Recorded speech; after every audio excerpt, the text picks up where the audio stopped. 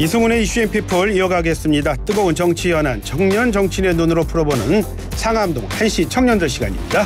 오늘도 반가운 두 분 모셨습니다. 정말 반갑습니다. 먼저 더불어민주당 박성민 전 최고위원 나오셨습니다. 어서 오십시오. 네, 안녕하세요. 예, 새해 복 많이 받으세요. 새해 복 많이 받으십시오. 예, 그리고 국민의힘 신주호 상근 부대변인도 나오셨습니다. 고맙습니다. 네, 안녕하십니까, 신주호입니다. 역시 새해 복 많이 받으시라는. 네, 감사합니다. 예, 인사를 드려야겠네요. 저는 사실 두 분 조금 전에 그 이택수 리얼미터 대표도 나왔지만 두 분 나오신다고 해서 제가 궁금한 게 이거였습니다. 먼저 박 의원님, 피습을 당한 그 이재명 대표 있지 않습니까? 헬기 특혜 의혹 논란이 있다가 지금은 또 지역 의뢰 홀대 논란으로까지 이어지고 의대 확충 논란으로까지 번지고 있습니다. 자, 이런 것들 보시면서 이런 의견의 나눔들이 필요하다고 보십니까? 아니면 지금 소모적 논쟁으로 가고 있다고 보십니까? 어떻게 보세요? 저는 본질과 좀 거리가 있다고 봐요. 그러니까 뭐 물론 보시기에 따라서 여러 가지 시선이 있을 수 있는데 지금 사실 이 사안의 핵심은 뭐 지역 의료 홀대냐 이 부분이 아니라 뭐 특혜냐 이런 게 아니라요. 정치 혐오 범죄가 일어났다라는 거죠. 그리고 제1야당 대표를 향해서 갑작스럽고 굉장히 끔찍한 수준의 테러가 일어났다라는 것인 것이거든요. 근데 저는 이런 본질적인 면에 대해서 우리가 좀 생각하고 논쟁하고 논의하기보다는 오히려 지금 뭐 헬기를 탄 것을 문제를 삼거나 또는 뭐 부산 쪽에서 뭔가 의료를 홀대한 것 아니냐, 부산 쪽의 의료를 홀대한 것 아니냐 이런 이야기를 하는 것 자체가 좀 본질과 굉장히 멀어지고 있다라는 생각이 들어서 굳이 꼽자면 저는 좀 소모적인 논쟁이라고 생각합니다. 신 대변인 어떻게 보십니까? 저도 일단 박성민 최고위원님의 입장에 공감합니다. 이 문제가 뭐 소모적인 논쟁이 될 수도 있지만 어쨌든 한 나라의 그 책임 있는 지도자를 향한 정치적 테러가 발생한 문제거든요. 예. 그 문제를 두고 이런 식으로 정치적 논쟁을 하는 것은 올바르지 않다고 생각을 합니다만 과연 이 문제를 누가 확대했느냐. 누가 이 이재명 대표의 서울 전원 문제를 두고 그 정치적 문제로 삼았느냐를 돌이켜보면요. 민주당 정청래 의원을 비롯한 민주당 구성원들이 먼저 이 문제를 시작한 거거든요. 정청래 의원이 피습 직후에 뭐라고 했냐면 뭐 잘하는 병원에 가서 해야 된다 이런 말씀을 하셨어요. 그런 말은 뭐냐면 부산대병원은 잘 못하는 병원 그리고 지역에 있는 병원들은 실력이 없다라는 것을 지금 공당의 최고위원이 밝힌 것 아니겠습니까? 그런 문제로 봤을 때 이 문제를 정치적으로 이끌고 갔었던 것은 민주당이다라는 생각을 하고요. 그렇기 때문에 지금 지방의료인들이 굉장히 반발을 하는 것 아니겠습니까? 지금 분노가 분출하고 있거든요.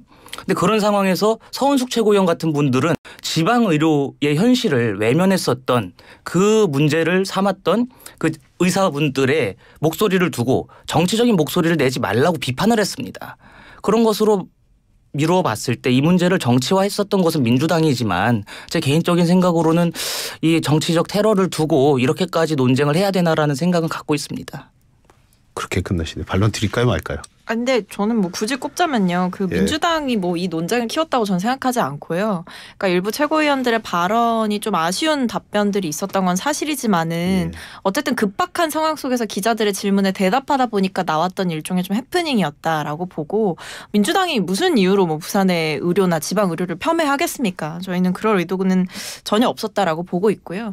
어쨌든 그 상황 속에서 뭐 최고위원들도 사실은 당사자도 아니고 보호자도 아니었고 중요한 건 결국 가족들의 의사결정이었던 거죠. 그 결과로 어쨌든 서울병원으로의 이송이 결정됐고 그 여러 가지 배경에는 어쨌든 곁에서 지근거리에서 좀 간호를 하고 싶었던 가족들의 마음 그리고 여러 가지 당무 일정을 소화함에 있어서 뭐 서울이라는 지역이 비교적 조금 더 편리하게 이용될 수 있지 않겠냐 이런 여러 가지가 좀 고려됐던 것으로 보이는데 어쨌든 가족들이 원했던 사안이라고 하니까 여기에 대해서 뭔가 지방의료를 폄훼했다라는 정치적인 시선보다는 어떻게 보면 한 가족들의 또는 보호자들의 그런 심정을 제3자들이 좀 이해하고 넘어갈 필요가 있지 않을까 싶습니다. 그러니까 제가 한마디 좀 덧붙이자면 말씀을 민주당에서 처음에 이렇게 하셨으면 문제가 안 된다고 봅니다. 저는 뭐 부산이 멀기 때문에 당무도 있고 또 가족들의 거리도 있기 때문에 서울로 옮긴다 이렇게 말씀을 하셨으면 상관이 없는 문제거든요.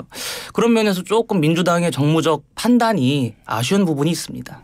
근데 뭐 사실 그 상황에서 뭐 정무적 판단이 오가기보다는 어쨌든 그러니까 당 대표가 갑자기 피습을 당했고 이제 출혈도 있었고 정신없는 상황이니까요. 네, 그리고 수술까지 긴급하게 이루어지면서 중환자실까지 가게 됐던 상황이잖아요. 그런 면에서 아마 최고위원들도 여러 면에서 좀 혼란스럽고 당황스럽지 않았나 싶습니다. 어쨌거나 두 분 말씀은 공통적으로 들리는데 이렇게까지 뭐 크게 논란을 키우고 이런 일은 아닌 것 같은데 이건 좀 아쉽다 이런 말씀들 두 분이 하셨습니다. 자, 신 대변인. 자, 그런데 이런 일이 왜 벌어졌느니 일단 여야 모두가요 시작과 함께요. 경찰 수사 믿고 지켜보자고 했습니다. 그런데 그러면서 각 당 압수수색까지 했어요. 왜 그런지 이 피습을 했다는 그분 당적 확인해야겠다고 압수수색까지 했습니다. 그런데 지금 경찰은요 사문화된 정당법 들어서 당적을 공개하지 않을 거라는 얘기를 하고 있습니다. 그러자 그거 두고 더 시끄럽습니다. 이거는 어떻게 보세요? 그 문제를 저희 국민의힘에서는 문제 제기를 하지 않고 있습니다. 기본적으로 그 피의자죠. 피의자의 당적 문제는 저는 크게 상관이 없다고 생각을 합니다. 제가 앞서 말씀드렸다시피 이것은 정치적인 테러 문제이기 때문에 그분이 뭐 국민의힘 당적이면 혹은 민주당 당적이면 뭐가 달라지는 것은 아니거든요. 정치 혐오 그리고 그것으로 말미암아 벌어진 분노 표출 그 범죄이기 때문에 당적 문제는 저는 큰 상관이 없다고 봅니다만 경찰로서는 그 실정법을 지켜야 하지 않겠습니까? 경찰이 실정법을 어겨가면서 그 한 개인의 당적을 공개를 해버리면 분명히 문제가 생길 수밖에 없는 상황이 발생하고요. 기본적으로 이분이 저희 당의 당적을 조회해본 결과 동명이인인 분이 2020년인가요? 그때 탈당을 했던 그 전례는 있습니다만 그분이 이분인지는 아직 저희로서는 확인이 불가능한 사안이고요. 경찰로서는 실정법을 지키는 것이 중요하다. 저는 그렇게 생각합니다. 저도 당적은 사실 본질은 아니라고 생각해요. 그리고 뭐 당적이 어디든 간에 어쨌든 정치 테러 행위를 한 피의자인 것이고 이 사람에 대한 합당한 수사와 처벌이 분명하게 이루어져야 된다. 이 부분에 좀 더 우리가 초점을 맞춰야 된다라고 보고 있고요. 오히려 당적 논란 또는 뭐 논쟁으로부터 소위 말하는 이제 좀 음모론이 벌어지고 있다는 거는 굉장히 참담한 일인 것 같습니다. 이게 뭐 진영을 가리지 않고 일어나는 거잖아요.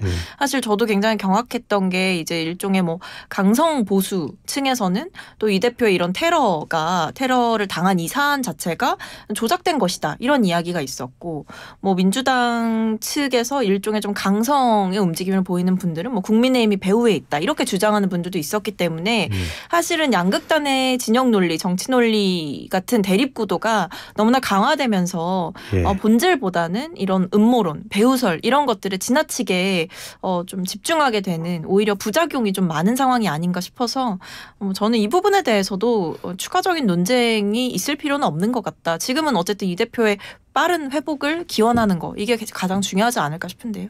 예, 양극단의 혐오 정치 이거는 어떻게 지금 말씀하신 거는? 저도 그러니까 오늘 대체적인 말씀에 제가 공감을 하고 있습니다. 근데 지금 문제가 뭐냐면 이 배우설 그리고 이 피의자의 당적을 공개하라는 그 목소리가 민주당에서 공식적으로 나왔다는 게 저는 또 우리 정치가 좀 참담한 부분이 아닐까 싶은데요. 지금 민주당에서 공식 논평으로 냈던 게 뭐냐면 이 경찰은 철저하게 수사해서 이 배후를 밝혀라. 라고 하면서 마치 배후에 누가 있는 듯한 그런 뉘앙스를 풍겼고요. 또 다른 문제는 이분의 당적을 공개해야 된다라고 지금 민주당에서 아주 줄기차게 주장을 하고 계십니다. 민주당이 뭐 당연히 자당 대표께서 이런 정치적인 피습을 당했기 때문에 혼란스럽고 또 화도 나고 그런 심정은 압니다만 이 문제를 조금 정치적인 문제, 정략적인 논쟁거리로 삼을 것이 아니라 원칙에 입각한 그런 수사를 통해서 철저하게 이 피의자를 향한 엄벌 거기에 조금 동참해 주셨으면 하는 바람은 있습니다. 예. 근데 뭐 민주당 측에서 당적을 밝혀라라고 강하게 요구한다기보다는 저는 일단은 뭐 원내대표라든지 아니면 주요 인사들이 당의 주요 인사들이 당적은 그렇게 중요한 문제가 아니다라고 이미 뭐 여러 언론 인터뷰에서 말씀을 하신 바가 있고요. 아마 뭐 배후를 밝혀라, 철저한 수사를 해라 이런 부분은 어쨌든 처음에 우리가 언론 보도를 통해서 접했을 때 피해자가 약간 입을 열지 않고 있다. 뭐 범행 동기에 대해서 제대로 밝히지 않고 있다. 이런 얘기들이 나왔었잖아요. 그러다 보니까 이게 뭐 조직적으로 계획된 범죄인지 단독 범행인지 뭐 여러 면에서 이 정치 테러라는 이 끔찍한 범죄가 일어난 상황을 좀 더 정확하게 규명할 필요가 있다. 이런 취지로 하신 말씀으로 이해해 주시면 되겠습니다. 예. 자, 박 의원님. 김건희 특검법의 거부권을 행사한 대통령실에서 지금 나오는 얘기가 영부인 관련 업무 전담하는 제2부속실 설치를 검토하겠다 이런 말이 나오고 있습니다. 늦었지만 환영할 일로 보십니까? 아니면 국민들이 좀 받아들이기 조금 납득하기 힘든 일로 보십니까? 어떻게 약간 보세요? 뭐 저는 일종의 좀 동문서답이라고 보고 있습니다. 그러니까 사실 김건희 특검법 같은 경우에는 김 여사가 주가 조작 범죄에 가담했느냐 이 문제가 핵심인 거잖아요.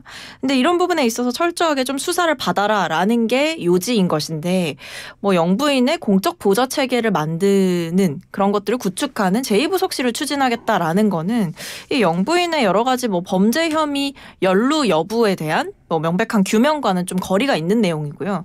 그리고 지금 와서 김건희 특검법을 정말 정광석화 같은 속도로 거부해놓고 이제 와서 갑자기 제2부속실 카드를 꺼내는 거는 굉장히 국민들을 좀 만만하고 우습게 보고 있다 저는 이런 생각이 들어요. 만약에 김건희 특검법의 거부권을 행사하기 훨씬 이전부터 뭐 대통령실이 제2부속실 신설을 적극적으로 논의하고 추진했다고 한다면 그 진정성을 조금이나마 생각해 볼 수 있겠지만 네. 이처럼 여론의 역풍이 거부권 행사로 인해서 불어오는 시점에서 제2부속실 설치를 한다는 건 일종의 민심을 달래기 위한 꼼수인 것이죠. 그런 면에서 저는 이게 일종의 좀 뒷북이다. 그리고 아마 효과도 별로 없을 것이다. 이렇게 보고 있습니다. 신 대변인이요? 그러니까 민주당이 주구장창 주장해 오셨던 게 이 제2부속실 설치입니다. 그래서 그것을 하겠다고 지금 말씀을 드리니까 뭐 꼼수다. 뭐 민심을 달래기 위한 그 하나의 방책이다 이렇게 말씀하시는 것은 이 문제가 이렇게까지 민주당이 좀 정치적으로 삼을 만한 문제인가라는 좀 생각은 들고요. 이 두 개를 따로 봐야 됩니다. 제2부속실과 도이치 특검을 따로 봐야 되는데요. 도이치 특검 같은 경우에는 김건희 여사가 윤석열 대통령과 결혼하기 이전에 검사의 아내이기도 이전이죠. 아예 완전히 사인일 때 일어난 일이었고 또 그 문제를 추미애 전 법무부 장관이 수사 지휘권까지 발동하면서 수사를 지시했지만 뭐 2년 동안 털었지만 뭐 나온 게 하나도 없지 않습니까? 지금 상황에서. 근데 그런 문제를 두고 특검을 하겠다. 근데 또 특검도 보면은 특검 추천권을 오로지 야당만 가져가는 그런 해괴한 법안을 만들어놨어요. 지금 상황이. 그런 식으로 정략적으로 삼기 때문에 당연히 이 문제는 거부할 수밖에 없었던 문제입니다. 그렇기 때문에 특검과 별개로 국민들께서 김건희 여사의 행보에 대해서 조금 우려 섞인 시선을 갖고 계신다면 그것을 달래드리고 또 국민들의 요구에 부합하게 제2부속실을 설치하겠다라고 한 것입니다. 그것은 뭐 정상적으로 저도 이루어져야 된다고 생각을 하기 때문에 그 두 개를 좀 따로 놓고 보셨으면 좋겠습니다. 반론 드려야 되겠는데. 반론할 게 되게 많은데 일단 특검법이 김건희 특검법의 내용이 해결하지 않고요. 그러니까 지금 독소조항이라고 계속해서 지적하고 있는 뭐 수사 상황을 브리핑하는 것이라던가 아니면 여당이 아닌 야당이 특별검사 추천권을 갖는 것이라던가 이런 것들은 사실 다른 특검법에도 계속해서 있어 왔던 일입니다. 그리고 심지어 특검의 추천권을 대통령의 배우자와 관련된 의혹의 진상규명을 하고자 이 특검법을 만드는 것인데 그럼 여당의 추천권을 가져가는 건 더 이상하지 않나요? 오히려 뭐 고양이한테 생선을 맡기는 그런 꼴이잖아요. 그런 면에서 야당의 추천권을 가져가는 것은 뭐 그렇게 특별할 것도 해괴하지도 않은 일이다라는 말씀을 먼저 드리고요.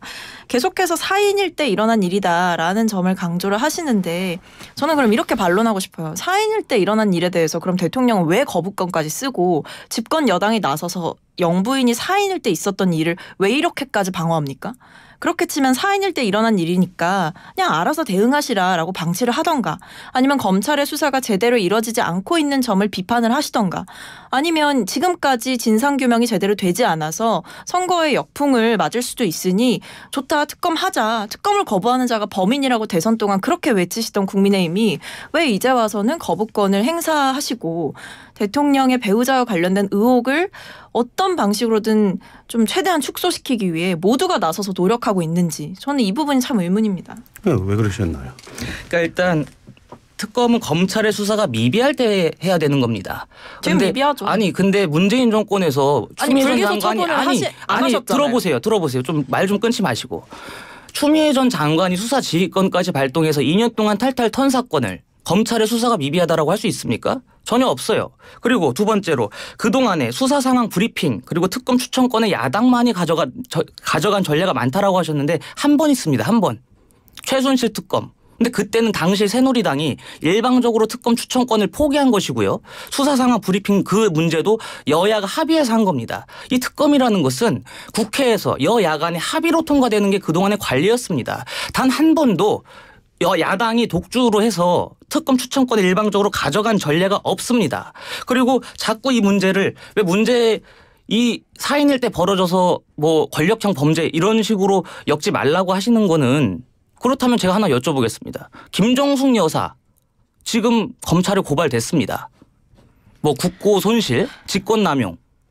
영부인일 때 대통령이 없는 대통령 전용기를 타고 청와대 직원들을 동행해서 인도에 본인의 버킷리스트를 수행하기 위해서 갔었던 김정숙 여사도 그럼 특검을 해야 된다고 생각하십니까? 아니 인도로부터 김정숙 여사야말로 영부인일 때 본인의 권력, 본인의 지위를 이용해서 그런 식으로 권력형 범죄를 저지른 거 아니겠습니까? 제가 몇 가지 질문을 드릴게요. 인도로 김정숙 여사가 당시 갔던 것은 인도로부터 국빈 초청을 받았기 때문에 가게 된 것이고 그 부분에 대해서는 이미 사실관계가 드러난 바가 있고 계속해서 왜곡을 하는 거는 전 잘못된 주장이다라고 생각을 합니다. 버킷리스트요? 외교 행위로 영부인이 좀 외교를 한 행위에 대해서 뭐 버킷리스트다 이렇게 폄훼하는 건 좀 아니죠. 그럼 저는 이렇게 물어보고 싶습니다. 김건희 여사 의혹을 얘기하고 있는데 왜 계속해서 김정숙 여사가 나옵니까? 김건희 여사에 대해서 지적할 거 끝도 없어요.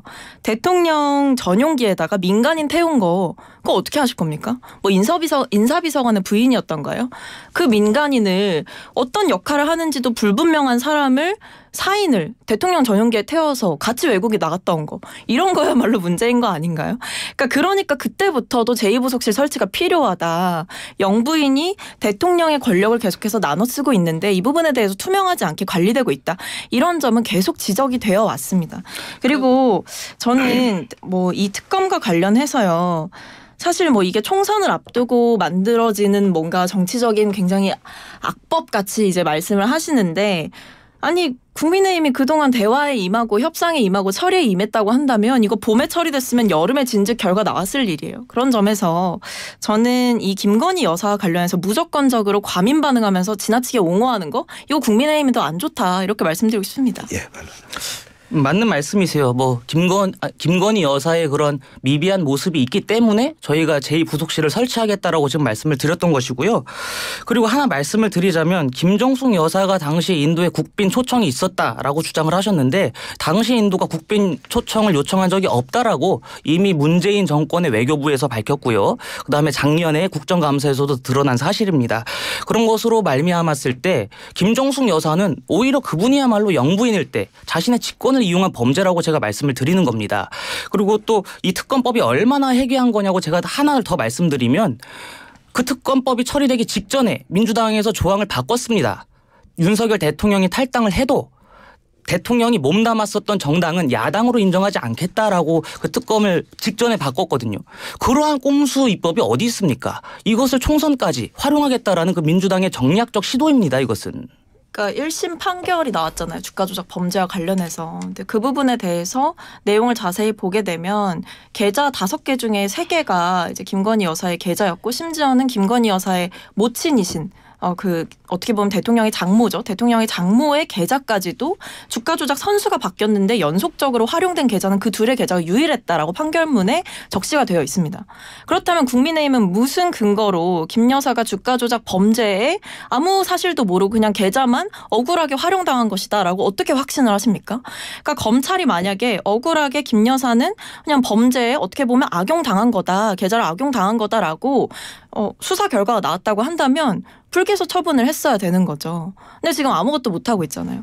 그냥 뭐 심지어는 소환조사도 1심 판결이 되고 나서도 제대로 되지 않았고 그 판결문에 분명히 김 여사의 계좌가 범죄에 활용됐다라고 적시되어 있는 만큼 여기에 대해서 좀 더 객관적인 판단 또는 수사 결과가 나와야 되는 시점이 있는데 여기에 대해서 지금 검찰이 미적미적거리다가 어떤 결론도 못 내고 있는 상황이고 국민의힘은 그동안 특검을 하지 말아야 될 이유로 검찰 수사가 진행되고 있고 한동훈 장관도 당시 법무부 장관일 때 보안 수사가 이루어질 것이다 라고 얘기를 했는데 그 뒤에 뭐가 있습니까? 어떤 결론이 났습니까? 저는 검찰에서 그냥 이거 시간 끌기 하다가 여기까지 왔다 이렇게 보고 있습니다.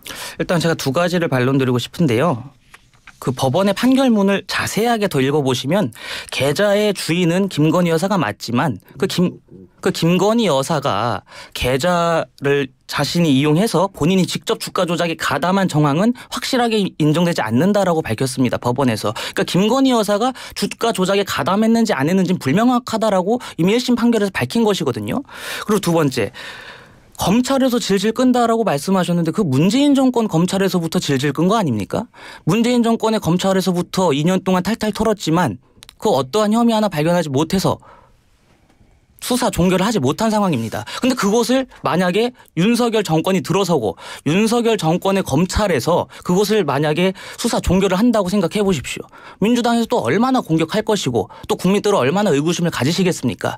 지금 이게 문제가 뭐냐면 이미 검찰에서 수사한 결과 김건희 여사는 주가 조작에 가담한 정황이 발견되지 않았습니다. 근데 그것을 그렇게 결론 내릴 수는 없죠. 검찰이 들어보세요. 공식적으로 결론 내린 게 그러니까 아닌데. 그거를 지금 낼 수가 없는 겁니다. 왜? 그러니까 특검하자니까요. 문재인 정권에서는 질질 끌면서 수사를 했지만 발견된 게 없고 근데 그것을 수사를 끝내버리면 아예 그 주가 조작에 대한 그 의혹 제기를 못하는 거 아니겠습니까? 민주당이야말로. 누가 정치 검찰 행태를 더 이용하는 것입니까? 저는 한 지금. 말씀만 드릴게요.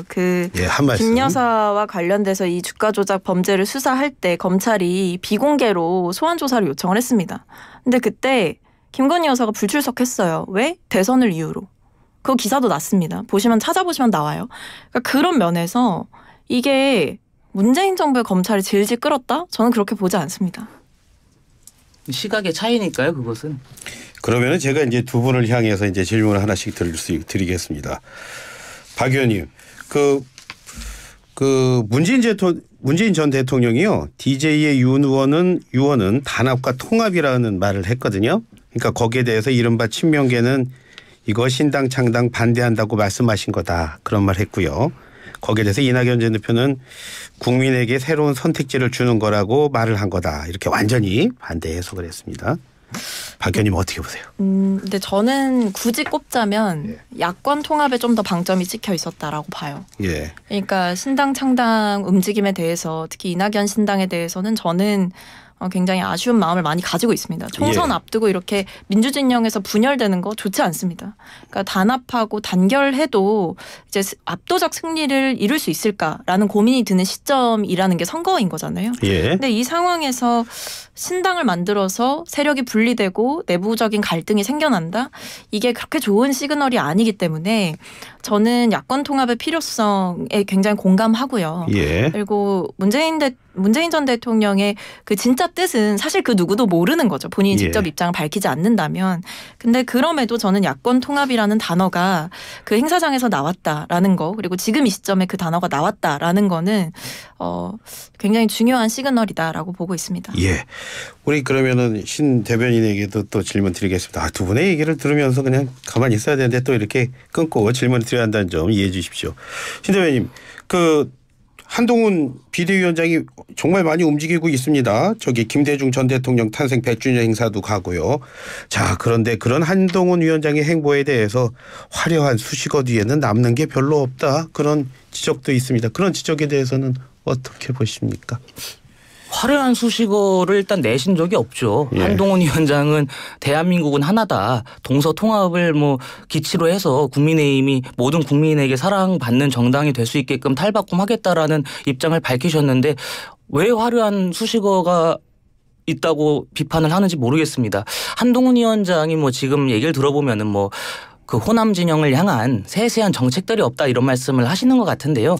기본적으로 문제가 뭐냐면 한동훈 위원장은 지금 비대위원장으로 임명되시고 또 정식으로 비대위가 출범한 지 얼마 안 됐습니다. 그런 상황에서 세세한 정책, 국민들의 마음을 어떻게 해서 저희들에게 돌이킬 수 있을 것이냐 하는 그런 문제들은 점차 저희가 개발을 해나가면 될 문제라고 생각을 하고요. 그 앞서서 한동훈 위원장이 밝히셨던 그 거대한 아젠다, 그 공감대가 중요하다고 생각을 하는데 그런 면에서는 이것이 화려한 수식어라고 비판하는 이유를 저는 이해하기가 힘듭니다. 박성민 최고께서 좀 말씀을 많이 하셔서 제가 질문 하나 끝으로 하나 짧게 드릴게요. 오늘 이상민 의원, 무소속 의원입니다. 국민의힘 입당하셨습니다. 위인이 될 거라고 생각하십니까? 네, 일단 기본적으로 이상민 의원께서 들어오신 것을 저는 환영을 하고요. 어떻게 하면은 수십 년 동안 몸담았던 민주당을 버리고 저희 당으로 오셨을까 하는 그런 아쉬움이 있습니다.